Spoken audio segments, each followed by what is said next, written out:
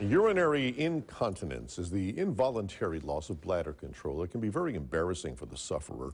Many people have to change their lifestyle to try to deal with this problem. In Health Watch, Shelley Botat shows us how one local hospital is using physical therapy to help patients. According to the U.S. Agency for Healthcare Policy and Research, 80% of women who suffer from incontinence can be successfully treated without surgery or drugs. Today, Barb Strutz is strutting with her head held high, not having to worry where the nearest bathroom is.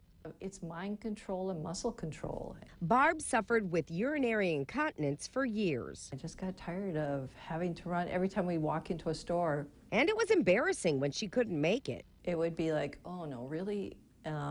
So I started having to use pads. So she went to Dr. John Utri at Aurora BayCare Medical Center for a diagnosis.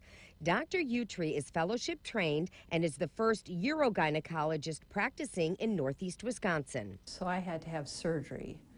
I had an ovary that was rather enlarged, and it was actually pushing on my bladder. But Barb also had weak muscles in her pelvic floor, the muscles that support the pelvic organs. If the pelvic floor muscles are really, really weak, they don't do a very good job of shutting the bladder off. So Barb went to Kelly Garrell, a physical therapist, pelvic health specialist. Part of my job is helping women to get acquainted with what their pelvic floor is and how to use it. Kelly showed Barb how to strengthen her pelvic floor muscles. We just start out with really basic pelvic floor muscle contraction. So that's like your Kegel exercise. Barb also learned how to exercise her deep core muscles. They made a big difference. It was amazing. Kelly also helped Barb take a closer look at her eating, drinking, and bathroom habits. People can start making some changes within their lifestyle that can impact bladder symptoms. But stopping yourself and making yourself really think about what you're doing makes a big difference. Kelly says most women should do pelvic floor exercises like Kegels every day. So research says that in order to keep your pelvic floor nice and strong, you need to do between 30 and 80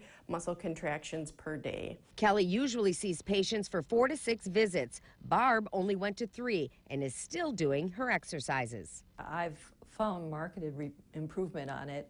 I don't walk in the house and immediately run for the bathroom anymore.